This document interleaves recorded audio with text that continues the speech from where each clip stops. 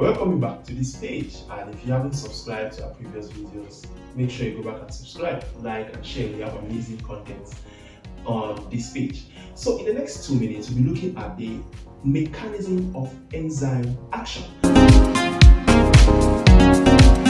and we'll be looking at the lock and key hypothesis to be precise. Now, before we dive into this procedure, the first thing you have to understand is that enzymes are very specific. So the principle of this lock and key hypothesis states that the active site of the enzyme is complementary to that of the substrate. Now, the first thing you have to understand is that all enzymes are made up of active site. So the procedure or the process goes thus. Now, we have stated earlier that the active site of the enzyme is supposed to be specific or complementary to that of the substrate. So when these enzymes meet the substrate, if the sites are complementary, because the enzyme has an active site and the substrate do have an active site. So if the active site of the enzyme is complementary to that of the substrate, they are going to fuse together to form the enzyme substrate complex. Now, once the enzyme substrate complex forms, there are certain reactions that will take place